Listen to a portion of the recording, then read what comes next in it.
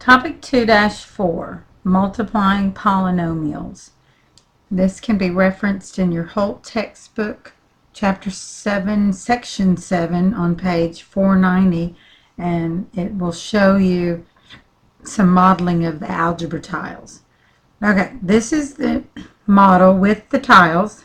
I went ahead and set it up, and it shows the first one in your example, and if you've done some previous work with algebra tiles, you'll understand that the large blue one represents, or this blue one, you might be using a different one, but it's the big square.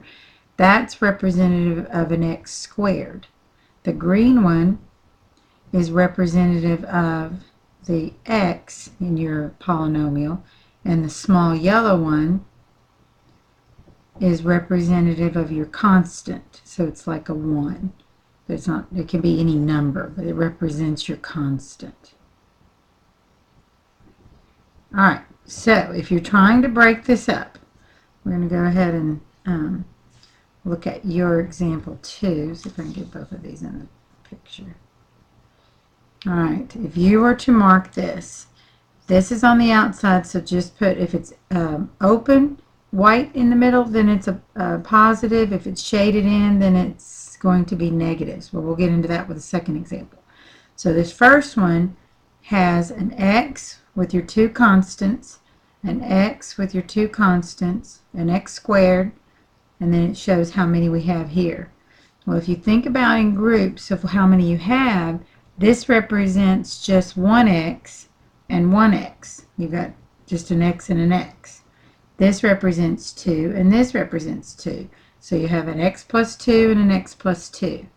When you factor that and get its product, I'm sorry, this is the factored form, and the product is that you have an x squared. Count up your x's, you'll have 4. 1, 2, 3, 4. And you have 4 of the small ones. So the algebra tiles, when you're putting these together, the concept is to make a rectangle out of your algebra tiles. So let's look at the second example. If I were to put, I'm going to take a minute to set up. You've got one here. Let's look at it. You got 2 of these.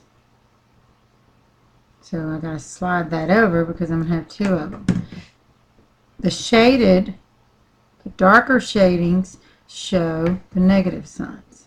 So you can turn over a color on your algebra tile. But if you're still building this out, if those represent negatives, then I have to turn my bars over to also represent negative x's. So that this one, if that's a negative on this outside, that one's a positive, you've got to use a negative and a negative bar. See, I'm building a rectangle. And these two become positive. Now the reason these two are positive is you're thinking about multiplication, and if you multiply a negative times a negative, you get a positive. The negative times the last negative is also positive. So that's why you're going to put these not shaded, but show these to be shaded. This one is shaded, all the ones that ended up being negatives. So this is representative of 2 of your x's on top, with minus 2's represented by the shading. 1x over here, a negative 1 represents this shading. So then if you want to count them all up, you've got 2 of your x squareds, 4 of the ones that have been turned over, the shaded part, and 2 positives.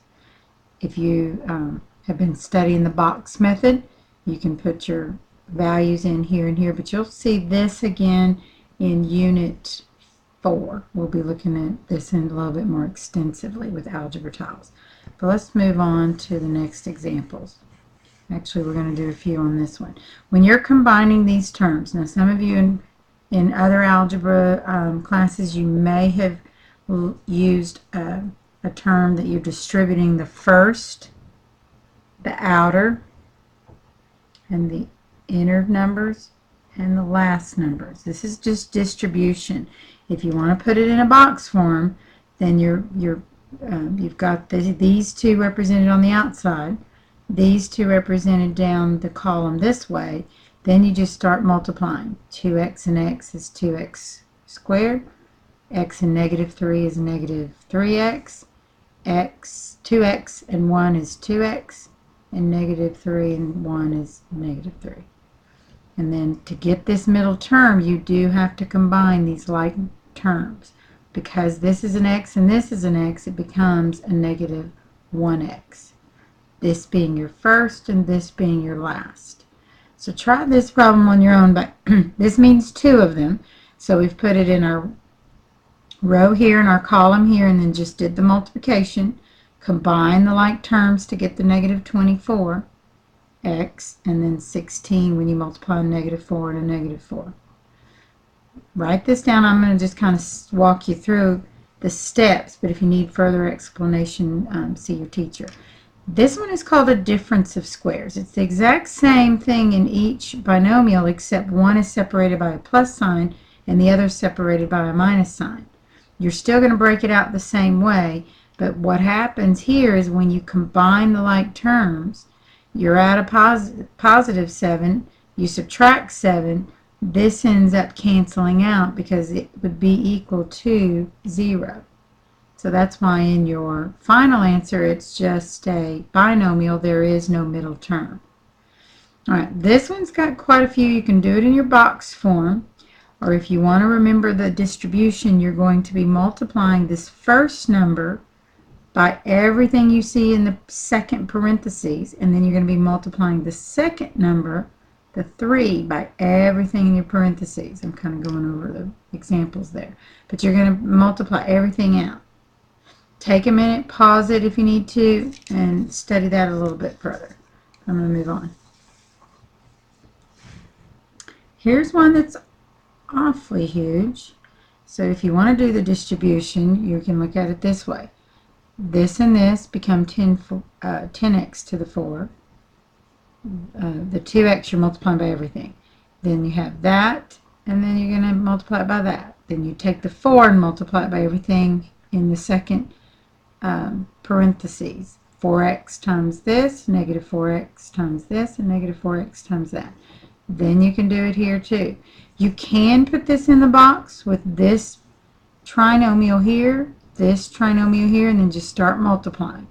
Then you're going to combine like terms. See, these would be like terms, and that's how they got negative 26. These are going to be like terms, so it gets all the way to 41. These are like terms, so that the negative 23x, and then you have a 10 at the end. Very long problem, but just go slowly and you can do it step by step.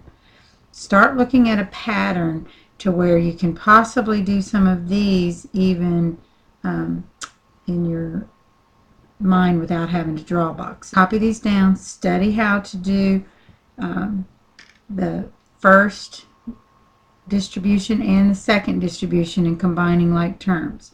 This times this, r times 5. The 4r, the 4 and the 5r are combined to a 9r, and then the last term is always the product of the two numbers here. The product of the two numbers here. Product here. Product here. The first term is the product of the first two numbers.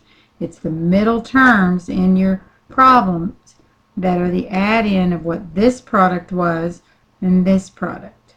This product and this product. But again, ask your teacher to give you either some techniques with the box with this one, or you can put it like that. That will be it for 2-4.